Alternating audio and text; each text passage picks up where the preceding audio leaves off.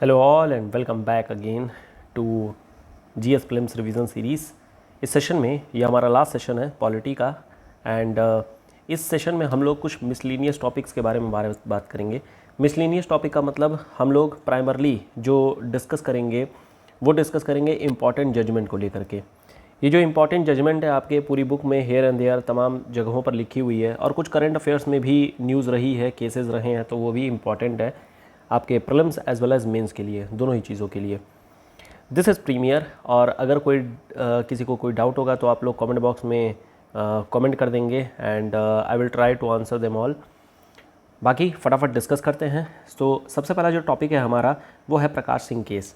अब देखिए, स्टार्ट करने से पहले अगेन जो भी हम लोग केस डिस्कशन कर रहे हैं ये जुडिशियल केसेस हैं और this is being prepared keeping in mind कि हम लोग जीएस को डिस्कस कर रहे हैं। This is not judiciary related discussion, ये जीएस रिलेटेड है। हम एग्जामिनेशन पॉइंट ऑफ व्यू से ही सिर्फ डिस्कस कर रहे हैं। जो एग्जामिनेशन पॉइंट ऑफ व्यू से रिलेवेंट है उन्हीं चीज़ों को केवल और केवल डिस्कस किया जाएगा। सबसे पहला केस आता है हमारा प्रकाश सिंह का केस। प्रकाश सिंह का केस बहुत ज़्यादा फेमस केस है और बहुत ही ज़्यादा ये न्यूज़ में हमेशा रहता है। यहाँ पर बातें की गई हैं पुलिस रिफॉर्म को लेकर के। अब पुलिस में तमाम प्रॉब्लम्स हैं। तमाम प्रॉब्लम में जैसे कि सबसे पहली तो प्रॉब्लम यहाँ पर है वर्क फोर्स को लेकर के। वर्क फोर्स में एक तो लिमिटेड नंबर ऑफ पुलिसमैन है प्लस साथ ही साथ में जो व्हीकल्स हैं और जो रिसोर्सेज हैं वो भी काफ़ी ज़्यादा लिमिटेड हैं। तो दोनों ही बातों में कहीं ना कहीं जो है वर्क फोर्स की एक प्रॉब्लम आ जाती है। दूसरी प्रॉब्लम है पॉलिटिकल इंटरफेरेंस की। बहुत ज़्यादा पॉलिटिकल इंटरफेरेंस पुलिस में देखने को मिलता है इन terms of promotion and in terms of service. दोनों ही चीज़ों में पॉलिटिकल इंटरफेरेंस बहुत ही ज़्यादा है। इसके अलावा पावर डिवीज़न भी पुलिस में बहुत ही डिफरेंट है। यहाँ पर एक्चुअली क्या होता है कि मान लेते हैं जो कांस्टेबल है, कांस्टेबल की पब्लिक डीलिंग सबसे ज़्यादा होती है लेकिन उनकी जो सैलरी होती है वो सबसे कम होती है। तो एक तरीके से पावर डिवीज़न भी कहीं ना कहीं एक प्रॉब्लम क्रिएट करता है। इसके अलावा पुलिस के कई सारे काम होते हैं जैसे कि ट्रैफिक मैनेज करना प्लस साथ ही साथ में लॉ एंड ऑर्डर मैनेज करना प्लस पीस शांति बना करके रखे रहना, इंटेलिजेंस का काम, इसी तरीके से इंक्वायरी वगैरह कंडक्ट करना, इन्वेस्टिगेशन करना। तो ये सारा का सारा जो काम है ये कोई डिवाइडेड नहीं है, सेपरेट विंग नहीं होती हैं जिसको कि हम लोग बोल सके कि this is traffic wing, this is law and order wing, जिसके कारण से अगेन जो है यहाँ पर प्रॉब्लम देखने को मिल जाती है। प्लस पुलिस को लगातार एक समाज में सोसाइटी के लोगों के द्वारा ये कहा जाता है कि पुलिस हरास कर रही है और उसमें सिंपल जो प्रॉब्लम निकल के आती है वो होती है बिहेवियरल ट्रेनिंग को लेकर के। बिहेवियरल ट्रेनिंग पुलिस की नहीं कराई जाती है जिसके कारण से इनमें जो मोरल ट्रेनिंग होती है वो लैक होता है। तो मोरल ट्रेनिंग नहीं होने के कारण से सेंसिटिविटी नहीं होती है, ह्यूमन राइट्स को नहीं देखा जाता है। तो they are basically focusing only on the crime and the crime scene. तो कहीं ना कहीं इनके दिमाग में केवल और केवल आईपीसी और सीआरपीसी की जो भी धाराएं होती हैं केवल वही होती हैं, लेकिन जो ह्यूमन राइट की जो धाराएं हैं उनके बारे में ध्यान नहीं जाता है। And this is again important. तो इस वजह से ये सारे कुछ प्रॉब्लम और इन सारे प्रॉब्लम को सुप्रीम कोर्ट के द्वारा देखा गया था प्रकाश सिंह के केस में। अब यहाँ पर कुछ रिकमेंडेशन दी गई थी सुप्रीम कोर्ट के द्वारा स्टेट को, क्योंकि जो पुलिस है वो स्टेट लिस्ट के अंतर्गत आता है और यहाँ पर कहा गया सुप्रीम कोर्ट के द्वारा स्टेट के लोगों को कि आप कुछ ऐसे प्रोग्राम और कुछ नए तरीके निकाल के मेथोडोलॉजी लेकर के आइए, कुछ रिफॉर्म्स करिए जो कि पुलिस से रिलेटेड है। यहाँ पर कुछ रिफॉर्म्स बताया भी गया कि क्या क्या चीज़ें की जा सकती हैं। जैसे सबसे पहले तो यहाँ पर यही है कि जो डीजीपी हैं इनका पहले टर्म आपको फिक्स कर लेना चाहिए। तो जो टेन्योर है और जो सिलेक्शन है वो फिक्स कर लेना चाहिए कि कैसे करना है, जिससे क्या होता है कि पहले से ही माइंड मेकअप होता है, पहले से ही प्रिपरेशन होती है और यहाँ पर पॉलिटिकल इंटरफेरेंस मिनिमल देखने को मिलता है। And this is to avoid situation where officers about to retire in few months are given the post. Second thing, political interference की बहुत ज़्यादा होती है। अब पॉलिटिकल इंटरफेरेंस अगेन ट्रांसफ़र में, इसके अलावा टेन्योर में, प्लस साथ ही साथ में प्रमोशन, हर जगह देखने को मिलता है। तो यहाँ पर यह कहा गया कि जो आईजी ऑफ पुलिस है, इंस्पेक्टर जनरल ऑफ पुलिस है, उनको एक फ़िक्स टर्म दे दिया जाना चाहिए, उनकी एक मिनिमम टेन्योर दी जानी चाहिए। सिमिलरली इसी तरीके से जो एसपी हैं या फिर जो इंस्पेक्टर हैं उनको भी फिक्स, एसएचओ जो है उनको भी फिक्स टर्म दिया जाना चाहिए, उनके लिए भी मिनिमम 2 ईयर का प्रोविज़न किया गया है। And this is to ensure that they are not being transferred mid term by politicians. इसके अलावा अगर विद इन द सर्विस किसी को प्रॉब्लम होती है with respect to posting, with respect to field posting, या फिर जहाँ पर भी पोस्टिंग की जा रही है, उसके लिए एक स्टेट पुलिस इस्टेब्लिशमेंट बोर्ड बनाने की बात सुप्रीम कोर्ट कहता है, जिससे कि यहाँ पर जो पुलिस ऑफिसर्स हैं या फिर सीनियर ब्यूरोक्रेट हैं यही लोग रहेंगे, और यहाँ पर अल्टीमेटली जो भी ट्रांसफ़र, पोस्टिंग या सर्विस रिलेटेड मामले होंगे वो इस पुलिस इस्टेब्लिशमेंट बोर्ड के द्वारा देख लिए जाएंगे। अब लास्ट में एक है जहाँ पर सोसाइटी हरास करने की बात करती है, तो इसके लिए कहा गया है कि there should always be a state police complaint authority. State police complaint authority district level पे, स्टेट लेवल पे बना करके रखना है। डिस्ट्रिक्ट लेवल पे जहाँ पर एक कॉमन आदमी जा करके अगर कोई पुलिस एक्शन के द्वारा कोई एग्रीव्ड पर्सन है तो ही कैन गो देयर और वहाँ पर जा करके अपनी कंप्लेंट लिखवा सकता है कि इस तरीके की हरासमेंट हुई है। डिस्ट्रिक्ट लेवल पे पहले से निस्तारित करने की, इसको सॉल्व करने की कोशिश की जाएगी, और अगर नहीं होता है तो फिर स्टेट लेवल पे चीज़ें देखी जाएंगी। Apart from this, supreme court directed separation of investigation and law and order. जैसे कि यहाँ पर हम लोगों ने देखा कि तमाम जो विंग्स हैं वो एक्चुअल में आपस में मिक्स से हैं, सेपरेट नहीं है। तो सुप्रीम कोर्ट ने यही चीज़ कही कि हर चीज़ की अपनी एक्सपर्टीज़ होती है, इन्वेस्टिगेशन की अपनी अलग एक्सपर्टीज़ है, लॉ एंड ऑर्डर की अपनी अलग एक्सपर्टीज़ है, तो इनको सेपरेट कर देना चाहिए ताकि आगे जा कर के जो भी पॉलिसिंग, जो भी एक तरीके से इनकी इम्प्लीमेंटेशन वर्क है वो बेटर तरीके से हो सके, इम्प्रूवमेंट देखने को मिले। इसके अलावा एक स्टेट सिक्योरिटी कमीशन को भी सेट करने की बात कही जाती है, जिससे कि that would have member from civil society and form a national security commission, जिसके बेसिस पर सिक्योरिटी की भी बात कही गई है। तो ये सब कुछ कह सकते हैं कि रिकमेंडेशन दी गई थी, कुछ 7 रिकमेंडेशन दी गई थी। इसको 7 पॉइंट पुलिस रिफॉर्म के नाम से भी जाना जाता है। तो ये काफ़ी इंपॉर्टेंट है एग्जामिनेशन पॉइंट ऑफ व्यू के लिए, चाहे वो प्रीलिम्स हो चाहे मेंस हो, दोनों ही हमेशा ये बहुत ही जनरल टॉपिक है जिससे हमेशा ही क्वेश्चन पूछे जाने की संभावना बनी रहती है। अब हम लोग आगे बढ़ते हैं। नेक्स्ट हमारा जो केस है वो है DC Wadhwa case, DC Wadhwa versus state of Bihar, और this is basically promulgation of ordinance को लेकर के है। प्रमलगेशन ऑफ ऑर्डिनेंस को लेकर के ऑलरेडी आप लोग जानते हैं कि this is being given under article 123 and article 213। Article 123 का मतलब प्रेसिडेंट यहाँ पर प्रमलगेट कर सकते हैं, और दूसरी तरफ आर्टिकल नंबर 213 यहाँ पर गवर्नर साहब प्रमलगेट कर सकते हैं। प्रमलगेशन ऑफ ऑर्डिनेंस कॉन्स्टिट्यूशनल बिल्स की नहीं होती है। कॉन्स्टिट्यूशनल बिल्स में केवल और केवल बिल लाया जा सकता है, एग्जीक्यूटिव के द्वारा ऑर्डिनेंस नहीं बनाया जा सकता है। तो ये हो गई बेसिक जानकारी। लेकिन यहाँ पर प्रेसिडेंट साहब की जो आर्टिकल नंबर 123 या गवर्नर साहब की आर्टिकल नंबर 213 में जो पावर दी गई है ऑर्डिनेंस मेकिंग की, पहली बात डिस्क्रिशनरी नहीं है, काउंसिल ऑफ मिनिस्टर के रिकमेंडेशन पे किया जाता है। दूसरी बात, यहाँ पर जो आर्टिकल दिया गया है इसमें कोई और छोर नहीं है, मतलब कोई लिमिटेशन नहीं है, और जिसके कारण से मिसयूज़ ऑफ द पावर देखने को मिला था डीसी वाधवा केस में। यहाँ पर हुआ यही था कि संस्कृत की एक बेसिकली बिल थी एंड उसको बार बार लगातार 16 टाइम्स प्रमलगेट किया गया था, और प्रमलगेशन के बाद में फिर अल्टीमेटली कोर्ट ने यही चीज़ बोली कि यार मजाक बना करके रखे हुआ है आपने कॉन्स्टिट्यूशनल प्रोविजंस का, ऐसे काम नहीं कर सकते हैं। तो यहीं पर कहा गया कि governor can not assume legislative function by crossing the limits. Respected promulgation of ordinance is clearly contradiction to the constitutional provisions. Power to promulgate ordinance should be subject to extraordinary situation, not to serve political interest. ऐसा नहीं होना चाहिए कि आप parliament को या फिर legislature को बायकॉट करके, उसको बाईपास करके फिर अल्टीमेटली अपना जो भी एजेंडा है वो क्लियर कर रहे हैं। तो ये काम नहीं होना चाहिए। हमेशा जो भी लॉ मेकिंग है, बिल मेकिंग है, वो सारा का सारा on the floor of legislature होना चाहिए, न कि on the floor of Raj Bhavan. The court also observed that it cannot examine the question on satisfaction of governor in issuing an ordinance। ऐसा नहीं है कि जो सेटिस्फैक्शन की बात होती है वो जुडिशियल रिव्यू वगैरह की जा सकेगी, ऐसा कुछ भी नहीं है, जुडिशियल रिव्यू नहीं की जा सकती है। बट स्टिल गवर्नर को अपना कॉन्स्टेंस यूज़ करना चाहिए, गवर्नर को इस तरीके से पावर का मिसयूज़ नहीं करना चाहिए, और इस तरीके से गवर्नर के नाम पे बेसिकली काउंसिल ऑफ मिनिस्टर को ये हिदायत दी गई थी कि ऐसे काम आप मत करिएगा। लेकिन फिर भी हमेशा ये चीज़ देखने को मिलती है कि मिसयूज़ ऑफ द पावर ये गवर्नमेंट के द्वारा किया जाता है, रिस्पेक्टिव गवर्नमेंट के द्वारा। देखिए यहाँ पर क्या है कि जो रिस्पेक्टेड गवर्नमेंट्स होती हैं वो बेसिकली 2 तरीके से इस पावर को मिसयूज़ करती हैं। पहला, उनको सीधे मिसयूज़ ही करना होता है क्योंकि उन्हें पता होता है कि ये जो बिल है वो पार्लियामेंट में पास नहीं हो पाएगा। दूसरा, कई बार क्या होता है कि पायलट प्रोजेक्ट के बेसिस पर देखना होता है कि जो बिल है वो काम कैसा कर रहा है, और इस चक्कर में जो ऑर्डिनेंस है उसको एक टूल के तरीके से यूज़ किया जाता है, क्योंकि यहाँ से 6 महीने का टाइम मिल जाता है और एक आइडिया मिल जाता है कि इस बिल में क्या खामियां हो सकती हैं आगे जा कर के।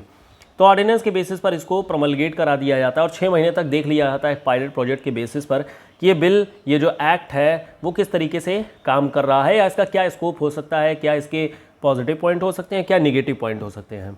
और अगर ये बिल अच्छा काम कर जाता है तो फिर ठीक है, बाद में इसको एक्ट पार्लियामेंट के फ्लोर पे बना लिया जाता है। लेकिन अगर नहीं होता है तो फिर अल्टीमेटली इस बिल को भी हटा दिया जाता है कि चलो ठीक है, इसको हम लोग हटा देते हैं। क्लियर। अगला टॉपिक हमारा आता है, this is the case related with Amit Sahni versus commissioner of Delhi police. यहाँ पर जो केस था वो फंडामेंटल राइट को लेकर के, एंड दिस इज आर्टिकल मतलब right to assemble versus right to protest, article number 19। और ये केस हुआ था जब अभी फ़िलहाल मुस्लिम बिल्स को लेकर के, मुस्लिम बिल का मतलब कि एक तरीके से कह लीजिए सिटीजनशिप अमेंडमेंट जो एक्ट आई है उसको लेकर के जो घेराव किया गया था वो बेसिकली उससे रिलेटेड है, या शाहीन बाग प्रोटेस्ट का पूरा मामला है। यहाँ पर हुआ ये था कि जो अमित साहनी साहब थे, ये जब जा रहे थे तो इन्हें हर रोज़ दिक्कत का सामना करना पड़ रहा था। लोग जो है सड़क को रोक करके रखे हुए थे, जिसके कारण से अगेन इनके right to freedom of movement का वायलेशन हो रहा था। तो अगेन आर्टिकल 19 वर्सेस आर्टिकल 19 का यहाँ पर केस था, जहाँ पर एक बंदा फ्रीली मूव नहीं कर पा रहा है और दूसरी तरफ बंदा प्रोटेस्ट कर रहा है, पीसफुल प्रोटेस्ट कर रहा है। तो ये आर्टिकल 19 वर्सेस आर्टिकल 19 का ही केस था। यहाँ पर कोर्ट ने यही कहा कि देखिए, प्रोटेस्ट करने का आपको फंडामेंटल राइट है, बिल्कुल सही बात है, लेकिन ये इनफाइनाइट टाइम के लिए नहीं होना चाहिए। तो infinite occupation of public road by protester unacceptable है, एंड एडमिनिस्ट्रेशन को ये एक तरीके से कह लीजिए कि उनको ये बोला जा रहा है कि you need to take away and keep the area clear of the encroachment और ऑब्स्ट्रक्शन। जहाँ पर भी इस तरीके की चीज़ें हो रही हैं उसको आपको क्लियर करा करके रखना है। जो भी ऑब्स्ट्रक्शन होना चाहिए, या फिर आप अपने फंडामेंटल राइट असेंबल या फिर प्रोटेस्ट का इस्तेमाल कर रहे हैं तो हमेशा वो कुछ लिमिटेड टाइम के लिए होना चाहिए। ऐसा नहीं होना चाहिए कि आप महीनों और सालों जो होता है रोड को घेराव करके रखे हुए हैं। रिसेंट में आपने देखा होगा फार्मर का भी प्रोटेस्ट हमें देखने को मिला था, लेकिन उन्होंने कोई रोड ब्लॉक नहीं किया था क्योंकि उन्हें पता था इस तरीके का मामला फिर से आ सकता है। जजमेंट ने यही कहा कि right to peaceful protest against the law ये सही है, ये आर्टिकल 19 के अंतर्गत ही है और यहाँ पर हर एक बंदे को ये अधिकार दिया गया है। लेकिन but it made it clear that public ways and public spaces can not be occupied and that too for indefinitely, indefined, infinite time के लिए। ऐसा नहीं है कि आप जो है किसी पब्लिक प्लेस को रोक करके रख सकते हैं या फिर पब्लिक प्लेस पर घेराव करके रखेंगे। तो ये चीज़ हुई थी Amit Sahni versus commissioner of Delhi police के केस में। नेक्स्ट हमारा केस आता है, बहुत ही फेमस केस है, and this is Kihoto Hollohan case. Kihoto Hollohan case ये एंटी डिफेक्शन को लेकर के है, और यहाँ पर anti defection this is under schedule number 10। और इस शेड्यूल नंबर 10 में यहाँ पर हुआ यही था कि मिसयूज़ ऑफ द पावर बहुत ज़्यादा देखने को मिली थी। मिसयूज़ ऑफ द पावर का मतलब आया राम गया राम का केस हमें देखने को मिलता है, और इसी आया राम गया राम को लेकर के फिर शेड्यूल आया राम गया राम को लेकर के फिर शेड्यूल 10 बनाया जाता है। लेकिन यहाँ पर भी अगेन ये फिर से पॉलिटिकल मिसकंडक्ट का एक मामला यहाँ पर बनाया जाता है, और यहाँ पर भी पॉलिटिकल गेम प्ले में इस आर्टिकल को टूल के फॉर्मेट में यूज़ कर लिया जाता है, और अल्टीमेटली किहोतो होलोहन केस होता है। और यहाँ पर जो स्पीकर की जो पावर होती है with respect to anti defection, इसको जुडिशियल रिव्यू के अंदर डाल दिया जाता है। तो judicial review can not be available at stage prior to making of decision by the speaker और chairman, nor would interfere be permissible at an interlocutory stage. तो अल्टीमेटली स्पीकर का जो फाइनल जजमेंट होता है, फाइनल जजमेंट, जुडिशियल रिव्यू हमेशा final judgment पर ही दी जाती है। बीच में ऐसा नहीं है कि जुडिशियल रिव्यू ले जाए या फिर जुडिशियल रिव्यू का कोई मामला आ जाए। The only exception for interlocutor interference can be case of interlocutor disqualification और suspension which may have grave immediate और इररिवर्सिबल रिपरकशंस एंड कॉन्सिक्वेंसेज। इन सब का मतलब यही है जुडिशियल रिव्यू से रिलेटेड। तो जुडिशियल रिव्यू का जो केस है उसको आपको जानकारी होनी चाहिए कि आखिर में क्या चीज़ कही जा रही है। बाकी 52nd कॉन्स्टिट्यूशनल अमेंडमेंट एक्ट के ज़रिए, 52nd कॉन्स्टिट्यूशनल अमेंडमेंट एक्ट 1985 के ज़रिए ये एंटी डिफेक्शन रूल लाया गया था। फिर हमारे पास जो नेक्स्ट हमारे पास आती है, and this is supreme court versus Subhash Chandra Agrawal case, यहाँ पर राइट टू इन्फॉर्मेशन को लेकर के केस है and this right to information is again article number 19। Right to information जो एक्ट है वो आपका फंडामेंटल राइट नहीं है। यहाँ पर ध्यान रखिएगा, राइट टू इन्फॉर्मेशन ये फाइल करने का आपका फंडामेंटल अधिकार है। This is your freedom of speech and expression की आप फाइल करना चाहते हैं, लेकिन इस आरटीआई का रिप्लाई देना या रिप्लाई आएगा ही आएगा ऐसा कोई ज़रूरी नहीं है। This is not covered under fundamental right. तो फाइल करने का अधिकार दिया जाता है। अब यहाँ पर केस ये हुआ था कि जो ऑफिस ऑफ सीजेआई है, चीफ जस्टिस ऑफ इंडिया, इनको ही बोला गया कि जो जुडिशरी है क्या वो राइट टू इन्फॉर्मेशन के अंडर आती है कि नहीं आती है, और यहीं से केस ये बना था।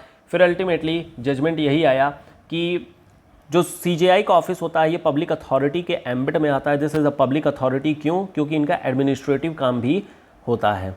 तो सीजेआई जब अपने एडमिनिस्ट्रेटिव वर्क को कर रहे होते हैं तो उस समय पब्लिक अथॉरिटी का एक टैग रहता है, पब्लिक अथॉरिटी का पोजीशन वो होल्ड करते हैं। लेकिन जब वो जज रहते हैं तो ऐसा कुछ भी नहीं है, जुडिशरी के अंडर आ जाता है फिर वो।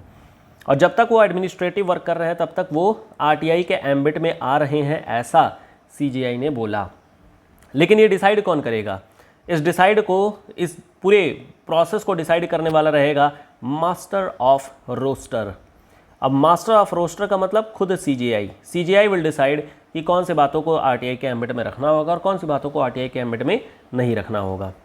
तो there should be a balance between RTI और privacy and that information seeking should be calibrated. और ये करेगा कौन? सीजेआई साहब करेंगे। Independence and accountability go hand in hand, and that independence of judiciary cannot be ensured only by denying information। ठीक है, next जो हमारा केस आता है, this is SR Bommai case. Again काफ़ी फेमस केस है एसआर बोमई केस, और यहाँ पर अगेन ये भी गवर्नमेंट को फॉल डाउन को लेकर के ही बनाई गई थी। यहाँ पर भी सेम वही misuse of the power use किया गया था आर्टिकल नंबर 356 के तहत, और ये चीज़ बोली जाती है प्रेसिडेंट रूल को लेकर के। प्रेसिडेंट रूल में क्या होता है? यहाँ पर चीज़ यही होती है कि सरकार या तो कॉन्स्टिट्यूशनल ब्रेकडाउन कर दे, या फिर मेजॉरिटी इनको न मिले, या फिर यहाँ पर इलेक्शन के दौरान में फिर अल्टीमेटली कोई क्लियर गवर्नमेंट ही ना बन पाए। तो ये तरीका बनाया जाता है। तो जनरली क्या होती है, स्टेट गवर्नमेंट को जब भी फॉल डाउन कराना होता है तो मेजॉरिटी वाला जो प्रोविज़न होता है उसी को हमेशा उठाया जाता है। तो इंस्टेड ऑफ मेजॉरिटी साबित करने के, कॉन्फिडेंस मोशन लाने के, जो गवर्नर होते हैं वो सीधे प्रेसिडेंट रूल लगा देते हैं, क्योंकि अगेन वही सेंट्रल काउंसिल ऑफ मिनिस्टर का यहाँ पर रिकमेंडेशन रहता है। So this is the main thing. और यहीं से एक क्वेश्चन उठ जाता है, क्या गवर्नर केवल और केवल एक रबर स्टैंप है सेंट्रल गवर्नमेंट के? क्या पपेट है केवल सेंट्रल गवर्नमेंट के? तो ये चीज़ एक इशू उठा था मामला। एसआर बोमई केस में यही चीज़ कही जाती है, एक लैंडमार्क जजमेंट आया था, और यहाँ पर सुप्रीम कोर्ट ने यही कहा कि जो article number 356 of the constitution की जो प्रोविजंस हैं ये बहुत ही rarest of the rare case में यूज़ किए जाने चाहिए, क्योंकि इससे क्या होता है कि सेंट्रल स्टेट रिलेशन पर और फेडरलिज्म पर एक बहुत बड़ा इम्पैक्ट आता है। गवर्नमेंट यूनिटरी हो जाती है, and this is again not permissible in our constitution. Judgement attempted to curb blatant misuse of article 356 of constitution of India which allowed president rule to be imposed. अब यहाँ पर कहा यही गया कि जो आर्टिकल नंबर 356 में तरीका होता है उसी चीज़ को फॉलो कराने के लिए लेटर एंड स्पिरिट से। कहने का मतलब ये है कि अगर मान लेते हैं यहाँ पर प्रेसिडेंट्स रूल लगा दिया गया, ठीक है, कोई दिक्कत नहीं है, प्रेसिडेंट्स रूल लगा दीजिए, लेकिन ये मैक्सिमम 2 मंथ तक ही चल सकता है, और 2 मंथ के बाद वापस से गवर्नमेंट री इस्टेब्लिश कर दी जाएगी। ऐसा क्यों? ऐसा इसलिए क्योंकि 2 महीने का टाइम पीरियड होता है जब पार्लियामेंट को किसी स्टेट में प्रेसिडेंट रूल लगाने के लिए बिल पास करने की मिनिमम ड्यूरेशन होती है, और अल्टीमेटली फिर इस तरीके से यहाँ पर प्रेसिडेंट रूल लगा दिया जाता है। जनरली ऐसा किया नहीं जाता है। जनरली जब भी प्रेसिडेंट रूल लगाया जाता है तो कोशिश यही की जाती है कि फटाफट इलेक्शन करवा दिया जाए, इलेक्शन कमीशन की रिकमेंडेशन आ जाती है और फिर नई गवर्नमेंट चुन ली जाती है। ये तरीका होता है। लेकिन खैर एसआर बोमई केस में मिसयूज़ ऑफ द पावर किया गया था, और इवन एसआर बोमई केस में नहीं, इससे पहले इंदिरा गांधी की गवर्नमेंट से लगातार मिसयूज़ ऑफ द पावर देखने को हमें मिलता है। यहाँ पर पहले जब कांग्रेस गवर्नमेंट आती है, यूपीए गवर्नमेंट आती है, तो फिर स्टेट में फटाफट वो भी यूपीए गवर्नमेंट चेंज करना शुरू कर देती है, और सिमिलरली इसी तरीके से एनडीए गवर्नमेंट आती है तो वाइस वर्सा सेम यही काम देखने को हमें मिल जाता है। This is political interference. लेकिन जो कुछ भी चीज़ें होती हैं वो कॉन्स्टिट्यूशनल प्रोविज़न के हिसाब से ही होती हैं, लेकिन कॉन्स्टिट्यूशनल प्रोविज़न का ये कहा जाएगा कि एब्यूज़ किया जा रहा है, और इसीलिए कोर्ट ने SR बोमई केस में अपना जजमेंट दिया। नेक्स्ट देखिए, कॉन्स्टिट्यूशनल प्रोविज़न का यूज़ किया जाना, जैसे टैक्स प्रोविज़न्स में भी प्रोविज़न लिखे गए हैं लेकिन उसका लूप होल ढूंढना ये अनएथिकल होता है, अनएथिकल तरीके होते हैं। गलत नहीं है आप, लेकिन अनएथिकल तरीका है, because you are searching for the loop holes and enjoying with that loop hole. Same वही चीज़ यहाँ पर भी होती है। कॉन्स्टिट्यूशनल प्रोविज़न को मिसयूज़ करके अगर आप पॉलिटिकल एन्जॉयमेंट चाहते हैं तो again this is not ethical, क्योंकि हमें ultimately patriotic federal constitutional supremacy के अंतर्गत काम करना होता है। लेकिन खैर, पर्सनल इंटरेस्ट नहीं होना चाहिए इसमें। नेक्स्ट हमारा जो केस है वो है चंपाकम दोरई राजन केस। चंपाकम दोरई राजन केस ये बेसिकली राइट टू इक्वलिटी और रिजर्वेशन को लेकर के ये मामला आया था। अब यहाँ पर हुआ क्या था, चंपाकम दोरई राजन बेसिकली एक मेडिकल स्टूडेंट थी और इनको मेडिकल स्टूडेंट में एडमिशन नहीं मिला था, और अल्टीमेटली यहाँ पर हुआ यही था कि इनके नंबर तो अच्छे थे, मतलब आर्टिकल नंबर 15 के तहत और आर्टिकल नंबर 16 के तहत इनको इक्वलिटी के बेसिस पर जहाँ पर भी इनको एडमिशन मिलना था तो मिलना चाहिए था। लेकिन स्टेट ने क्या किया, रिजर्वेशन का एक मामला निकाल दिया, और उस रिजर्वेशन के कारण से चंपाकम दोरई राजन को फिर एडमिशन नहीं मिला, और जिसके कारण से इन्होंने अगेन फंडामेंटल राइट के वायलेशन का अपना केस लगाया और ये कहा कि आई वॉज एलिजिबल और सफिशिएंट मार्क्स भी थे जिसके बेसिस पर मुझे एडमिशन मिल जाता, लेकिन नहीं दिया गया। और यहाँ पर राइट टू इक्वलिटी के बेसिस पर एक रिट फाइल की गई। अल्टीमेटली कोर्ट ने यही कहा कि constitution is supreme, not the parliament, और parliament can not have unlimited amending power so as to damage और destroy the constitution which it owes to existence and also drive its power.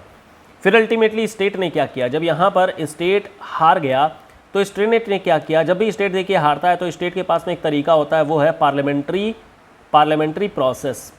इस parliamentary process के through यहाँ पर article number 15 sub clause 2 डाल दिया, sub clause 3 डाल दिया गया, जहाँ पर ये लिख दिया गया कि स्टेट चेंजेस कर सकती है, यानी कि स्टेट में reserve few seat in terms of resident या जो भी चीज़ें हो जाती हैं।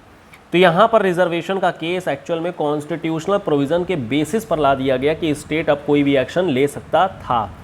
हालांकि बाद में इसको फिर से चैलेंज वगैरह किया गया, और इस तरीके से जो फर्स्ट कॉन्स्टिट्यूशनल अमेंडमेंट हुई उसके बेसिस पर यहाँ पर चंपाकम दोरई राजन को फिर अल्टीमेटली नहीं मिला था।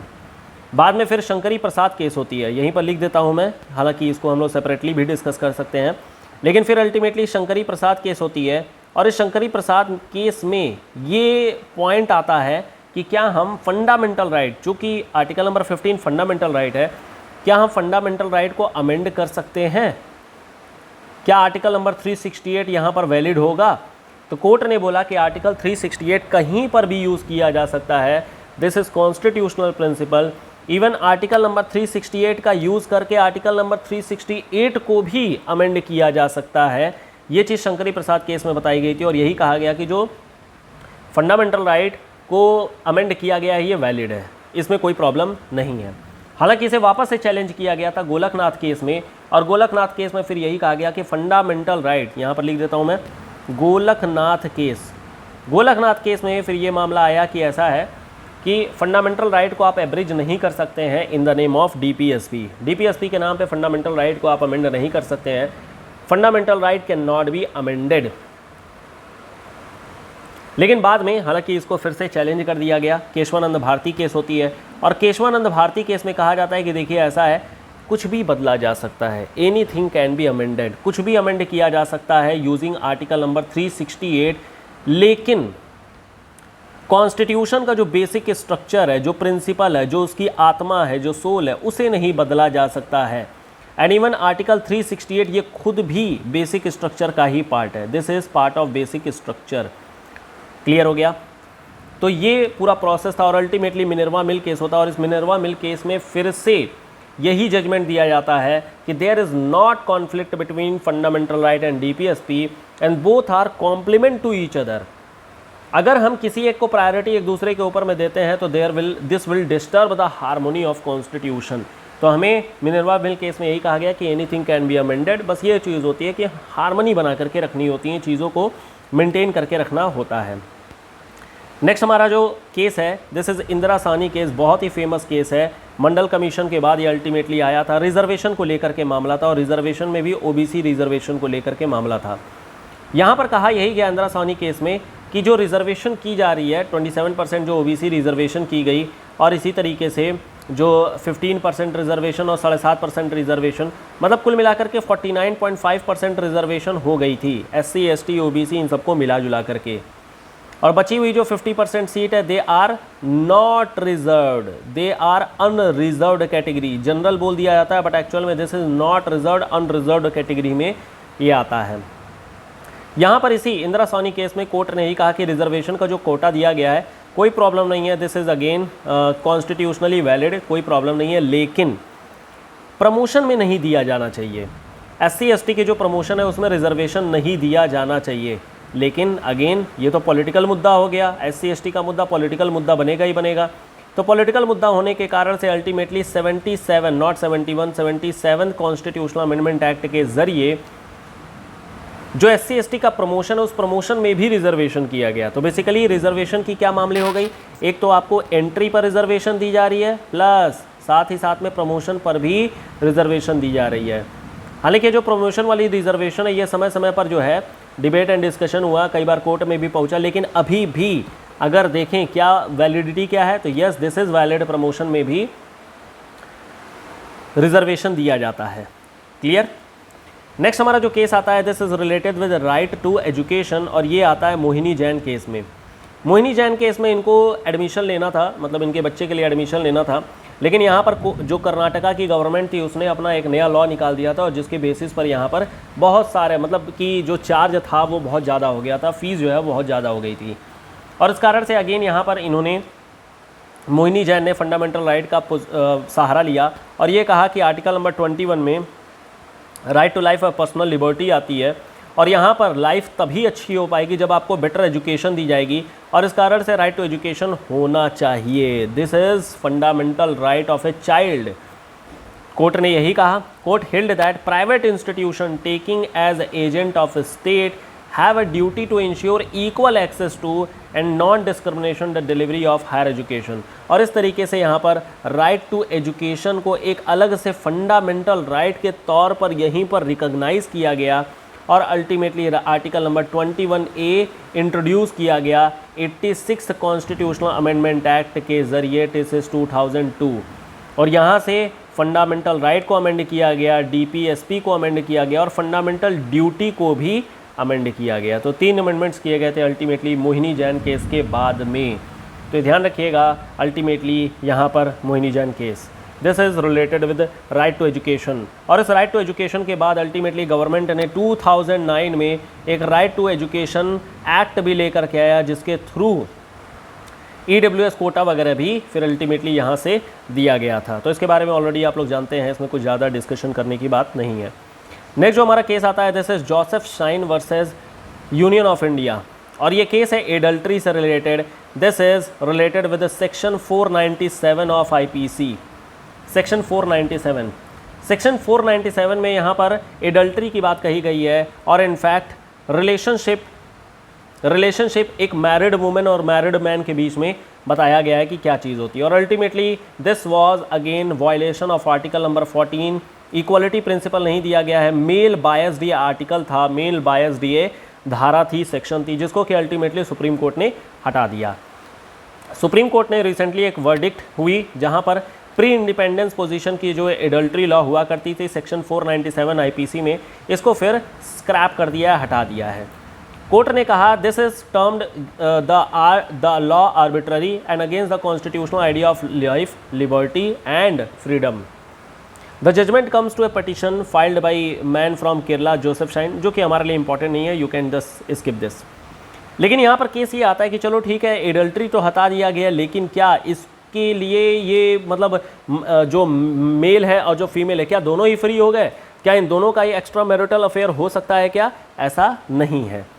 केवल एडल्ट्री को हटाया गया है, यानी कि सेक्शन 497 को हटाया गया, लेकिन इसके बेसिस पर डिवोर्स केस फाइल किए जा सकते हैं।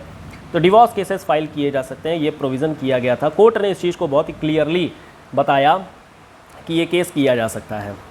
नेक्स्ट हमारा जो केस है this is related with Shreya Singhal case, और ये श्रेया सिंघल खुद भी एक लॉ स्टूडेंट थी और उन्होंने उसको केस फाइट किया था। 2015 का केस है और ये फ्रीडम ऑफ मूवमेंट को लेकर के केस है, बहुत ही बेहतरीन सा केस है।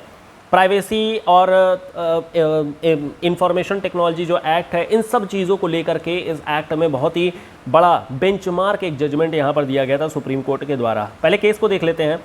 मुंबई की 2 स्टूडेंट थीं।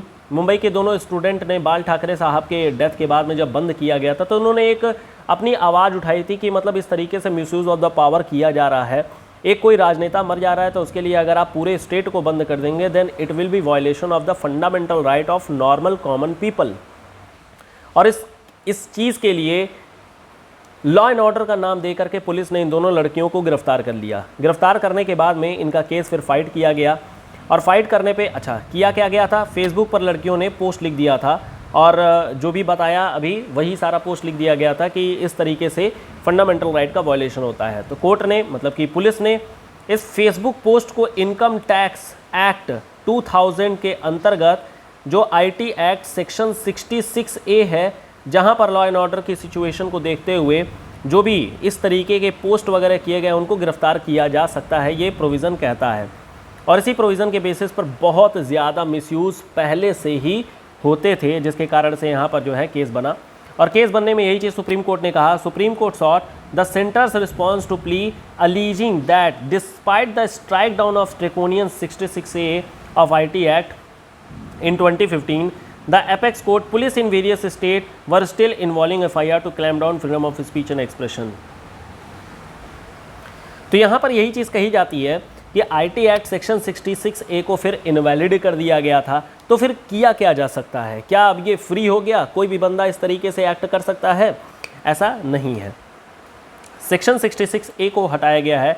दैट मीन्स कि अब आपको अरेस्ट नहीं की जा सकती है इस एक्ट को लेकर के। एक्ट नहीं हटाया गया है, ध्यान रखिएगा, ये एक्ट अभी भी है। IT एक्ट 2000 है, दिस इज IT एक्ट 2000, लेकिन इसमें केवल और केवल ये 66A वाला जो प्रोविज़न है ये हटाया गया है। अब यहाँ पर अगर अरेस्ट नहीं होगी तो किया क्या गया है, अरेस्ट की जगह पर अब डिफेमेशन केस फाइल किए जा सकते हैं, मानहानि का मामला लाया जा सकता है, लेकिन अरेस्ट नहीं की जाएगी। ठीक है, क्या चीज़ है? ओके देन आगे बढ़ते हैं। नेक्स्ट हमारा केस आता है रमेश थापर का केस।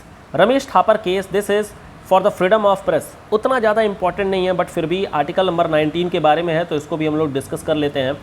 यहाँ पर ये चीज़ कही गई है कि रमेश थापर की अपनी एक बुक थी, अपनी एक किताब थी और इसे इन्हें पब्लिश कराना था, लेकिन पब्लिश कराने पर अगेन नाम दिया गया कि यहाँ पर लॉ एंड ऑर्डर का मेंटेनेंस प्रॉब्लम हो सकता है। तो freedom of press is essential component of thriving democracy and this right is not limited to newspaper but also to the vehicle of information flow. तो कोर्ट ने यही चीज़ बोला कि in the name of internal disturbance आप किसी publication को रोक नहीं सकते हैं और दिस इज़ इसेंशियल कंपोनेंट, ये इसेंशियल कंपोनेंट है। देखिए एक्चुअल में होता क्या है, अब खैर सिचुएशन थोड़ी सी टफ है, अदरवाइज़ जितनी भी यूनिवर्सिटीज़ होती हैं, यूनिवर्सिटीज़ में पॉलिटिकल आइडियाज़ आने ज़रूरी होते हैं, पॉलिटिकल आइडियाज़, और इस पर पॉलिटिकल डिबेट होना भी ज़रूरी होती है। इससे क्या होती है कि अंडरस्टैंडिंग बढ़ती है। अंडरस्टैंडिंग जब बढ़ेगी तो ऑब्वियसली वो इंडिया को एक नया आयाम देगा, इंडिया को एक नया डिमेंशन देगा, जिसके बेसिस पर हम अपनी डेमोक्रेसी को और ज़्यादा स्ट्रॉन्ग कर सकते हैं। बट अगेन इन यूनिवर्सिटी में जो भी पॉलिटिकल डिबेट होती हैं, नो डाउट हर एक बंदा अपनी एक आइडियोलॉजी का होता है और वो चाहता है कि दूसरे पर भी वो इम्पोज कर सके, और इस कारण से डिबेट जब भी होती है तो पीसफुल ना होकर के कहीं ना कहीं वो गर्मा गर्मी हो ही जाती है और अल्टीमेटली यहाँ पर गर्मा गर्मी के कारण से फिर पुलिस आ जाती है, और जब पुलिस आती है तो फिर यूनिवर्सिटी या तो कम्युनिस्ट के नाम से बंद कर दी जाती है या फिर कुछ ना कुछ वहाँ पर प्रॉब्लम आ ही जाता है, स्टूडेंट अरेस्ट कर लिए जाते हैं। तो यूनिवर्सिटी में जो स्टूडेंट होते हैं उनकी गलती ये होती है कि वो जब डिबेट करते हैं तो they should do productive debate, वो प्रोडक्टिव होना चाहिए, न कि पॉलिटिकल एजेंडा को लेकर के होना चाहिए। बट अगेन पॉलिटिकल एजेंडाज वो आ ही जाते हैं बिकॉज ह्यूमन होता है, कहीं ना कहीं वो पॉलिटिकल एजेंडा के साथ में एसोसिएटेड होता है, but this should not be done again. तो ये चीज़ है, और यही चीज़ इनफैक्ट इस प्रेस में भी कही गई। फ्रीडम ऑफ प्रेस जो होती है वो अगेन एक अंडरस्टैंडिंग का टूल होता है, लोगों को अवेयर करने का तरीका होता है। तो this is essential component of thriving democracy and the right is not limited to newspaper but also to the other vehicle of information flow. In this day and age, it can be argued that such a right extend to expressing opinion on various digital platform without fear of repercussion. In case of Indian Express newspaper यही चीज़ फिर से कही गई थी, but again this is not important as such, आप इसको skip कर सकते हैं। लेकिन अल्टीमेटली फ्रीडम ऑफ प्रेस को मान लिया गया था कि yes this is being covered under article 19, और अगर आर्टिकल 19 के अंडर कवर हो रहा है तो ये पब्लिक ओपिनियन और अवेयरनेस के लिए ओपन किया जाना चाहिए। तो ये केस था रमेश थापर का केस, जहाँ पर पब्लिकेशन को लेकर के बनाया गया था। आगे बढ़ते हैं, नेक्स्ट केस हमारा आता है खड़क सिंह केस। खड़क सिंह केस, पुट्टा स्वामी केस, ये दोनों के दोनों रिलेटेड हैं राइट टू प्राइवेसी को लेकर के। This says right to privacy, ये दोनों केस इंपॉर्टेंट है, और खड़क सिंह के केस का जो भी जजमेंट था वो पुट्टा स्वामी केस में बदल दिया गया था। तो अब देख लेते हैं आखिर में केस क्या है। केस यहाँ पर ये है, पुट्टा स्वामी केस आया था, ध्यान रखिएगा दिस इज़ आधार केस भी इसको बोलते हैं, तो this is Aadhaar case. Aadhaar right to privacy को लेकर के यहाँ पर केस बनाया गया था, रेट फाइल की गई थी। तो यहाँ पर यही कहा गया कि privacy is a natural right that inhere to all natural person and that the right may be restricted only by the state action that passes each of the 3 test. कौन कौन से टेस्ट हैं? Such state action must be legislative mandate, कोई भी state action अगर होना चाहिए तो पर्सनल लेजिस्लेटिव नोटिफिकेशन के थ्रू नहीं बल्कि लेजिस्लेटिव प्रोसेस एक्ट के थ्रू आना चाहिए। दूसरी चीज़, it must B pursuing a legitimate state purpose, हमेशा उसका एक लेजिटिमेट मतलब कोई ना कोई एक उसके पीछे का रीज़न होना चाहिए, चाहे वो सोशल सिक्योरिटी हो या फिर सोशल बेनिफिट्स हो या कोई ना कोई एक हमारा लेजिटिमेट स्टेट पर्पस होना चाहिए। तीसरी बात ये कही गई, it must be proportionate, such state action both in the nature and extend must be necessary in democratic society and action ought to be least intrusive to the available alternative. खैर यहाँ पर बहुत आइडियल बातें कर दी गई हैं, but ऐसा होता नहीं है। अब यहाँ पर देखिए खड़क सिंह केस में हुआ ये था, खड़क सिंह केस में जब अल्टीमेटली मामला कोर्ट में पहुँचा तो कोर्ट ने यही कहा कि जो राइट टू प्राइवेसी का केस होता है आप इसे आर्टिकल नंबर 19 और आर्टिकल नंबर 21 के थ्रू कह सकते हैं कि हाँ ठीक है, बट प्राइवेसी अलग से कोई फंडामेंटल राइट नहीं है।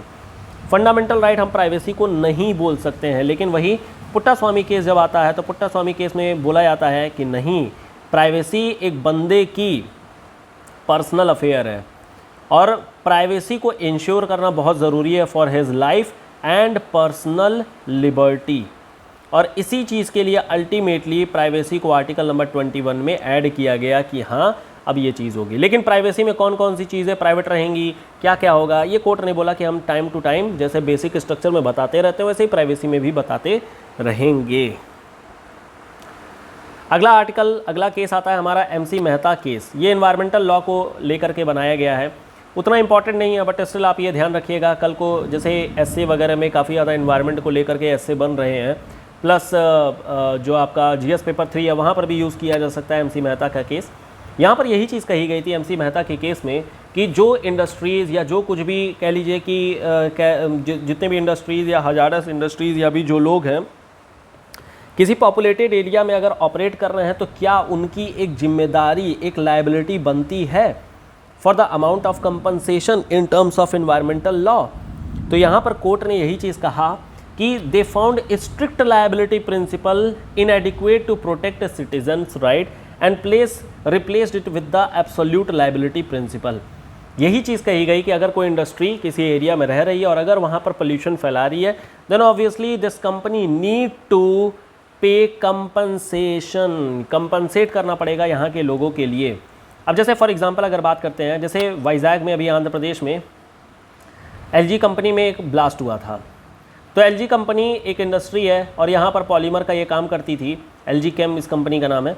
तो यहाँ पर हुआ क्या था, इन्होंने क्या किया था कि यहाँ के लोगों के लिए एक टाउनशिप बना करके रखी थी इन्होंने। ये पार्ट एक तरीके से कह लीजिए कॉम्पनसेशन दिया जाता था और बाकी टाउनशिप के लोगों को काफ़ी बेनिफिट्स वगैरह भी दिए जाते। तो ये तरीका था। लेकिन फिलहाल अभी क्या हुआ है, जैसे ही गैस लीक हुई है उस कारण से LG को अब कंपनसेट करना पड़ेगा और इसके लिए फ़िलहाल अभी केस चल रहा है हाई कोर्ट, आंध्र प्रदेश की हाई कोर्ट में चल रहा है। नेक्स्ट हमारा केस आता है this is related with Shayara Bano case. This is triple talaq. और ट्रिपल तलाक के बारे में खैर आप लोग जानते हैं कि इसके बारे में क्या क्या चीज़ें हैं, इसको बहुत डिटेल में हम लोग डिस्कस नहीं करेंगे बिकॉज इस पर ज़्यादा कोई क्वेश्चन बनने की संभावना भी नहीं है। This is mains oriented detailed discussion, इसके लिए आप देख सकते हैं। नेक्स्ट हमारा जो केस आता है दिस इज वमन राव केस या फिर IR कोएल्हो केस। ये दो अलग अलग केस हैं और दोनों के दोनों ही बेसिक स्ट्रक्चर डॉक्ट्रिन को लेकर के बनाए गए थे। दोनों ही केसेस में क्या क्या चीज़ें हुई इसको फटाफट हम लोग देख लेते हैं। केस में वमन राव केस में ये कहा गया कि The doctrine of basic structure of constitution, in this case the implication of the basic structure doctrine for article number 31B was re-examined. अब देखिए आर्टिकल नंबर 31 को लेकर के already we have had a discussion, बहुत ही detailed discussion हम लोगों ने किया था, और साथ ही साथ में 42nd constitutional amendment act, 25th constitutional amendment act, ये सारा ही चीज़ हम लोगों ने देख रखा है। यही चीज़ यहाँ पर कही जाती है, the court drew a line of demarcation की किस चीज़ की जुडिशियल रिव्यू की जा सकती है और किसकी नहीं की जा सकती, और इसके लिए डेट निर्धारित किया गया 24 अप्रैल 1973। 24 अप्रैल ये दो चीज़ों के लिए बहुत ही इंपॉर्टेंट दिन है, एक पंचायती राज इंस्टीट्यूशन और दूसरा है केशवानंद भारती केस। डेट को याद रखिएगा, बहुत बहुत बहुत इंपॉर्टेंट केस है। पंचायती दिवस भी मनाया जाता है इस दिन। This is the date of Keshwanand Bharati decision. It held that it should not be applied retrospectively to reopen the validity of any amendment to the Constitution which took place prior to 24। तो इस date से जो पुरानी है उसकी judicial review नहीं की जाएगी, चाहे वो शेड्यूल नंबर 9 हो, चाहे वो कोई शेड्यूल हो।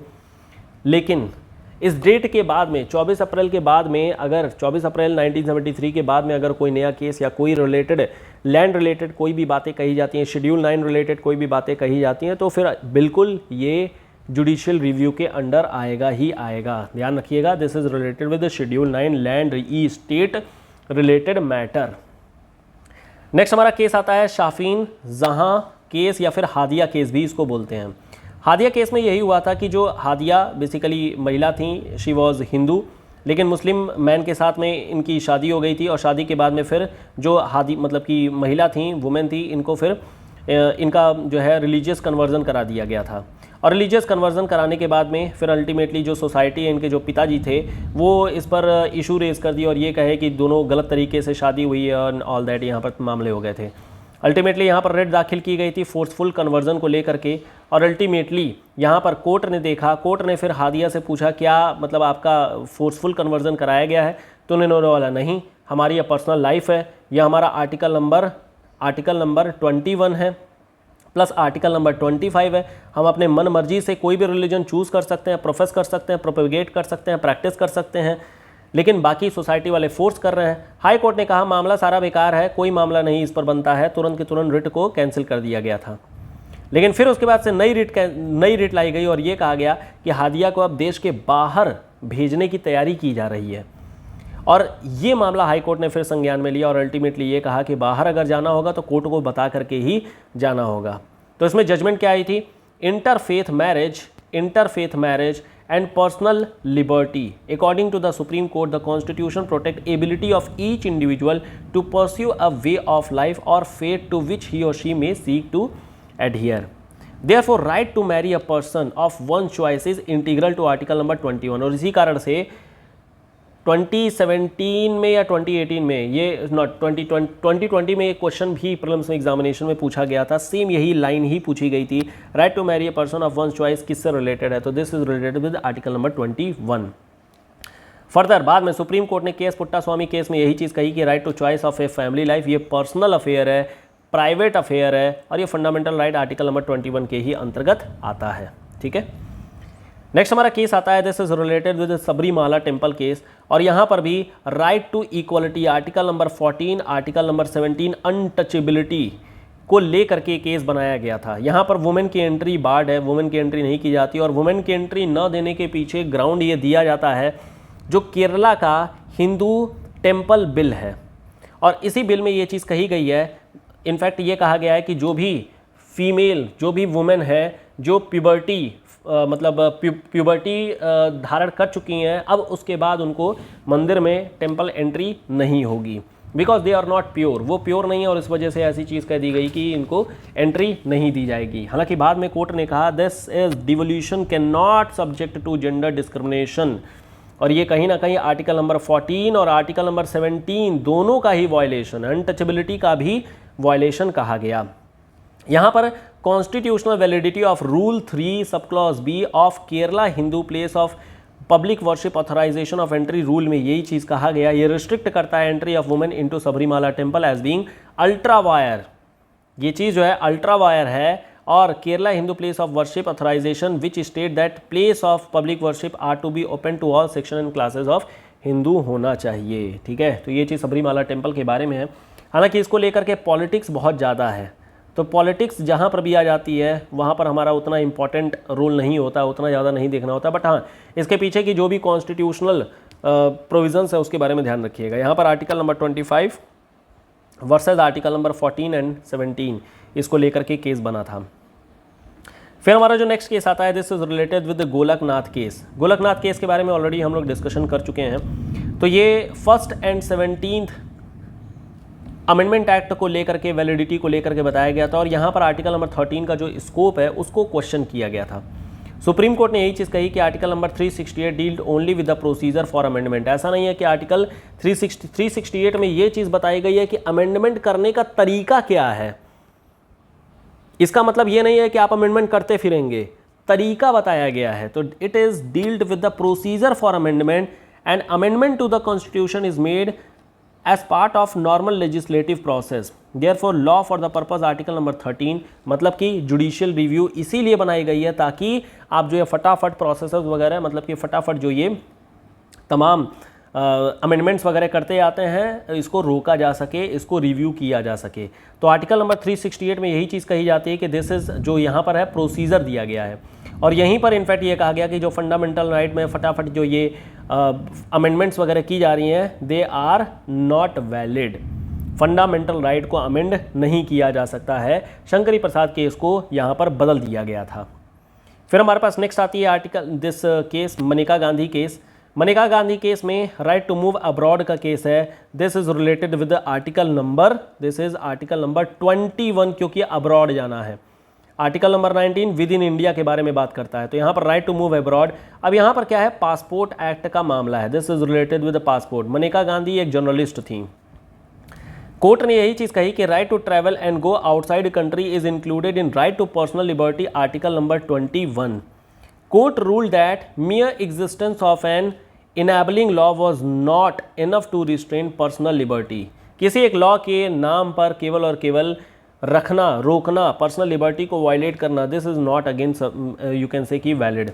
और इस वजह से जो लॉ है इसको हमेशा जस्ट, फेयर और रीजनेबल होना चाहिए, ग्राउंड बताना चाहिए। ऐसा नहीं केवल और केवल थ्रेट के नाम पर ही आप किसी के पर्सनल राइट को इस तरीके से रोकेंगे। अगला हमारा केस आता है, this is related with the common cause NGO case, जो कि इथनेशिया को लेकर के है। कॉमन कॉज ये एक एनजीओ है जो कि बेसिकली इस इथनेशिया अरुणा शॉनबॉर्ग के केस को लेकर के बढ़ा था आगे। यहाँ पर अरुणा शॉनबॉर्ग के केस को यही लेकर के कहा गया था कि यार ऐसा है कि ये वेजिटेटिव स्टेट में है और बहुत ही पेनफुल अफेयर से गुजर रही हैं, तो इनको डेथ दे दिया जाना चाहिए। इथनेशिया दो तरीके की होती है, पैसिव इथनेशिया एंड एक्टिव इथनेशिया। हमारे यहाँ पर पैसिव इथनेशिया को वैलिड करार दिया गया है, एक्टिव इथनेशिया नहीं है, पैसिव है। और पैसिव के लिए भी अगेन आपको पहले से अपना एक विल बना करके जाना होता है, तब जा करके आप पैसिव इथनेशिया ले सकते हैं। लेकिन ये मामले की शुरुआत होती है अरुणा शॉनबॉर्ग केस के साथ में, और यहाँ पर एनजीओ जो कॉमन कॉज था इसको बेसिकली दायित्व दिया गया, रिस्पॉन्सिबिलिटी दी गई कि आप बताइए क्या अरुणा शॉनबॉर्ग के लिए आप ये एक्टिव मतलब पैसिव इथनेशिया जो है क्या उसको अवेल करना चाहते हैं। तो जो एनजीओ है उसने मना कर दिया था कि नहीं, हमें ये पैसिव इथनेशिया नहीं लेना है। तो पैसिव इथनेशिया को छोड़ दिया गया था और फिर अरुणा शॉनबॉर्ग जैसे चल रही थी वैसे ही चली थी। और ये जो लैंडमार्क जजमेंट था, this was given in 2011। It ruled that active euthanasia but laid down legal framework for passive euthanasia, और इसी को लेकर के फिर अल्टीमेटली गवर्नमेंट ने अपना एक एक्ट भी बनाया है। Constitutional bench is now hearing a petition filed by NGO Common Cause on the issue of leaving will in relation with the passive euthanasia। Centre ने सुप्रीम कोर्ट को यही चीज़ कही कि it was evaluating a draft law on the passive euthanasia and takes, मतलब ultimately खैर अब तो ये बनाया जा चुका है एक्ट, तो इसमें कोई प्रॉब्लम नहीं है। तो ये ध्यान रखिएगा यूथनेशिया को लेकर के कि हमारे यहाँ पर पैसिव यूथनेशिया ही वैलिड है। दिस इज पैसिव यूथनेशिया, ठीक है। नेक्स्ट हमारा जो केस है, this is Bachchan Singh case. Capital punishment को लेकर के केस बनाया गया था। This is capital punishment. इसके पीछे का जो बैकग्राउंड है वो हमारे लिए इंपॉर्टेंट नहीं है। पंजाब का केस है, state of Punjab versus Bachan Singh case. यहाँ पर कॉन्स्टिट्यूशनल बेंच ने यही चीज़ कही कि dictum of rarest of the rare case में ही हमें डेथ पेनल्टी दी जानी चाहिए, अदरवाइज उसको अवॉर्ड नहीं किया जाना चाहिए। हमेशा हमें देखना होगा कि एक मतलब rarest of the rare case हो तभी कैपिटल पनिशमेंट वगैरह दिया जाना चाहिए, ठीक है। इसके अलावा कुछ और भी केसेस हुए थे जो कि कैपिटल पनिशमेंट से रिलेटेड हैं, जैसे मच्छी सिंह केस, जगमोहन सिंह केस, तो ये केसेस हैं जिनके बारे में केवल नाम आपको याद रखना है। This will help you in mains, आपको मेंस में काफ़ी फ़ायदा करेगा। अदरवाइज प्रीलिम्स में केवल अगर क्वेश्चन आएगा तो इससे जो केस का जो नाम है, टाइटल है, केवल उसी को लेकर के क्वेश्चन पूछे जा सकते हैं। अदरवाइज इसकी डिटेलिंग आई डोंट थिंक किया आएगा। नेक्स्ट हमारा जो केस है, this is related with Berubari union case. Berubari union case preamble interpretation को लेकर के किया गया था। बेरूबारी एक थाना था जो कि बेसिकली हिंदुस्तान और पाकिस्तान के बीच में जब बंटवारा हुआ था तो उस समय इस थाने को लेकर के कि किसके पास जाएगा ये इशू हो गया था। हालांकि ये पाकिस्तान के खेमे में था, पाकिस्तान को देना था और उसके लिए एक नेहरू नून एग्रीमेंट भी कराया गया था। क्या चीज़ है ये? The power of parliament to transfer the territory of Berubari to Pakistan. अब यहाँ पर हमारे पास पार्ट ए में स्टेट यूटी के बारे में चीज़ें बताई गई हैं, लेकिन यहाँ पर ये नहीं लिखा गया है कि अगर किसी भी अपने कंट्री के किसी भी टेरिटरी को अगर देना है तो फिर क्या प्रोसीजर है। एक्वायर्ड के लिए तो ठीक है, देना है तो क्या चीज़ है। तो इसके लिए आर्टिकल नंबर जो 3 है उसका इंटरप्रिटेशन किया गया था कोर्ट के द्वारा, और ये चीज़ फिर अल्टीमेटली ये कही गई, सुप्रीम कोर्ट ने यही चीज़ कहा कि parliament of India is not competent to make a law under article 3, और इसके लिए आपको कॉन्स्टिट्यूशनल प्रोविज़न आर्टिकल नंबर 368 का सहारा लेना पड़ेगा। और ultimately 9th constitutional amendment act किया गया और फिर ये बेरूबारी केस अल्टीमेटली सॉल्व किया गया था, फिर पाकिस्तान को दिया गया था। The Supreme Court gave a very narrow judgement that preamble not a integral part of India and is therefore not enforceable in court of law। ये ध्यान रखिएगा, बेरूबारी केस में प्रियम्बल को कॉन्स्टिट्यूशन का पार्ट नहीं माना गया था। हालांकि बाद में केशवानंद भारती केस जब हुआ था तो इसको पार्ट मान लिया गया था। और आज के डेट में प्रियम्बल कैसा है? Preamble is part of constitution. ठीक है, preamble is part of constitution. एक क्वेश्चन ये भी उठता है, इनफैक्ट डिबेट में आया था क्वेश्चन आप ही लोगों से कि जुडिशियल रिव्यू क्या प्रियम्बल की जा सकती है? तो नहीं, प्रियम्बल की जुडिशियल रिव्यू नहीं की जा सकती है। इनफैक्ट प्रियम्बल की जुडिशियल रिव्यू प्रियम्बल की जुडिशियल रिव्यू नहीं, प्रियम्बल का जो ये बेसिक स्ट्रक्चर क्या ये प्रियम्बल है, तो directly preamble as a whole basic structure नहीं है, लेकिन इसके अंदर के जो कंपोनेंट्स, जो भी चीज़ें लिखी गई हैं वो बेसिक स्ट्रक्चर है। तो अगर प्रियम्बल को लेकर के बातें करेंगे तो directly it is not part of basic structure but indirectly it is. ठीक है, नेक्स्ट हमारा केस आता है केशवानंद भारती केस। केशवानंद भारती केस, केशवानंद पंडित जी थे और इनका मठ था एक, और मठ को लेकर के ही यहाँ पर मामला बना था। और यहाँ पर केशवानंद भारती जी ये केस हार गए थे, ये ध्यान रखिएगा, डिफीट, हार गए थे ये। रिसेंट में इनकी इंपॉर्टेंस बहुत ज़्यादा है क्योंकि अभी रिसेंट में इनकी डेथ हुई है, तो क्वेश्चन आने की संभावना ज़्यादा है। Landmark judgement was given on 24 April 1973 और यहाँ पर 13 जज बेंच था, हाईएस्ट अभी तक का 13 जज बेंच है। और यहाँ पर 7-6 के मामले से केशवानंद भारती जी हार गए थे। और यहाँ पर यही चीज़ कही जाती है, majority hill that any provision of the Indian constitution can be amended by parliament.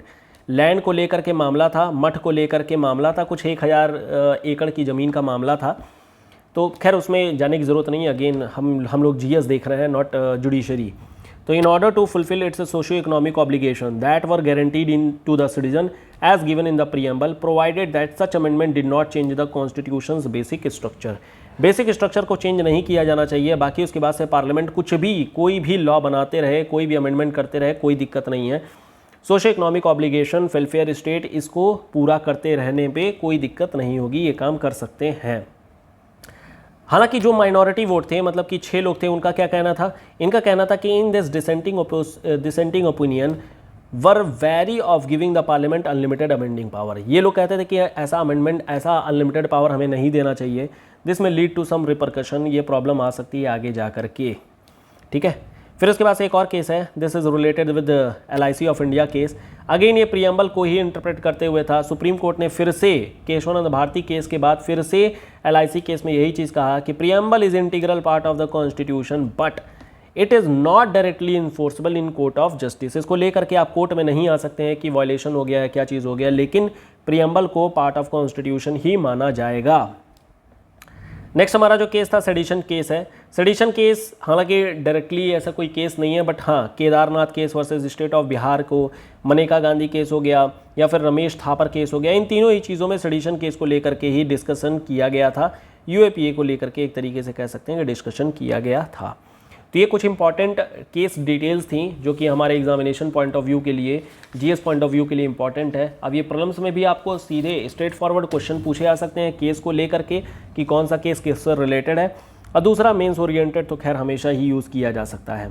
इसके अलावा कुछ इंपॉर्टेंट मीटिंग्स भी हैं। हालांकि देखिए जो पॉलिटी है दिस इज़ वेरी डायनामिक और अभी बहुत सारी चीज़ें आप कर सकते हैं, but again you should limit your preparation. हमेशा आपको अपनी लिमिट करना पड़ेगा, अदरवाइज आप सिर्फ पढ़ते आएंगे फिर रिवीजन नहीं करेंगे और अल्टीमेटली एग्जामिनेशन में फिर प्रॉब्लम होगी। तो इट वुड बी बेटर कि अगर आप लिमिटेड रखें and keep this content more and more revised, ज़्यादा से ज़्यादा आप इसे रिवाइज करते रहें, हमेशा इसको एक ही चीज़ पढ़ते रहें और बाकी मॉक्स वगैरह करिए, MCQ करिए, इससे आपको ज़्यादा आइडिया लग जाएगा। कुछ और भी चीज़ें हैं जो कि करंट अफेयर्स में हमेशा बनी होती हैं और इससे रिलेटेड हमेशा क्वेश्चन आते रहते हैं। जैसे UN को लेकर के क्वेश्चन बनता है कि UN क्या चीज़ है, वर्ल्ड वॉर के बाद में लीग ऑफ नेशंस के फेलियर के बाद फिर अल्टीमेटली UN बना दिया गया था। यहाँ पर कुछ बेसिक इसके ऑर्गन्स हैं जैसे कि general assembly, United Nation security council, इकोसोक, फिर इसी तरीके से आपकी international court of justice, UN secretariat और एक और ट्रस्टीशिप काउंसिल हुआ करता था, लेकिन जब से पलाऊ इंडिपेंडेंट हो गया तो फिर ये ट्रस्टीशिप भी ख़त्म कर दिया गया, अब कोई मतलब नहीं है इसका। इसी तरीके से future investment report, heart of Asia और तमाम शंघाई कॉरपोरेशन और तमाम मीटिंग इस तरीके से की जाती रहती है जो कि लगातार न्यूज़ में बनी रहती हैं।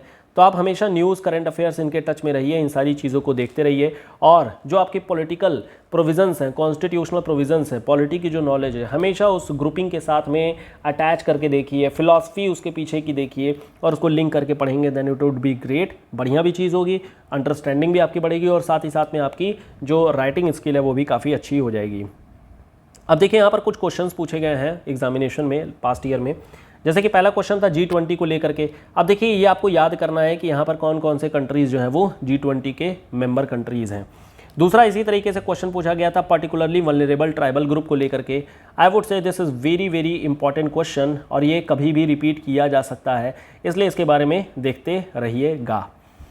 कमीशन के लिए सबसे पहला जो पॉइंट बोला गया था PVTG, ये 18 स्टेट्स और UT में रहते हैं, दिस इज करेक्ट स्टेटमेंट।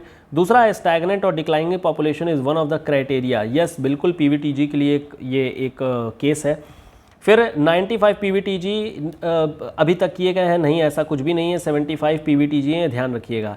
अभी रिसेंट में देखिए इरुलर और कोंडा रेड्डी ट्राइब के बारे में तो दिया गया, बट रिसेंट में क्या है कि वेस्ट बंगाल की एक ट्राइब है दैट इज़ सबर ट्राइब। सबर ट्राइब मतलब जब कॉलोनियल टाइम था तो उस समय इनको क्रिमिनल ट्राइब बोला जाता था और ये again this is criminal tribe, ये न्यूज़ में भी थी, प्लस साथ ही साथ में ये PVTG भी हैं, तो इस वजह से इनको ध्यान रखिएगा, इस पर क्वेश्चन बन सकता है। क्लियर? सो अगर आप सिंपल देखेंगे 3 ऑप्शन रॉन्ग करेंगे तो you will get the answer, यहाँ पर आंसर C हो जाएगा। तो ये चीज़ थी बेसिक डिस्कशन। बाकी पॉलिटी हम लोगों ने पूरा डिस्कस कर लिया है। नेक्स्ट हम लोग हिस्ट्री से शुरू करेंगे। शेड्यूल ऑलरेडी टेलीग्राम चैनल में दी जा चुकी है, तो जो लोग टेलीग्राम नहीं ज्वाइन किए हैं GS वाली ज्वाइन कर लीजिए, ऊपर देखिए दिया होगा और डिस्क्रिप्शन में भी मिल जाएगा। ज्वाइन करेंगे तो यहाँ पर सारी चीज़ें आपको होती रहेंगी। मटेरियल के लिए you can take the membership, 299 वाली मेंबरशिप लेकर के आप मटेरियल भी एक्सेस कर सकते हैं, ज्योग्राफी ऑप्शनल वाली वीडियोस भी एक्सेस कर सकते हैं, मटेरियल भी एक्सेस कर सकते हैं और GS वाली भी एक्सेस कर सकेंगे। ठीक है, तो फिलहाल सेशन को यहीं स्टॉप करते हैं। कोई डाउट रहेगा तो आप अपने डाउट को पूछिएगा, नेक्स्ट सेशन में मिलते हैं। Till then good bye, thank you so much, good night, tata, bye bye.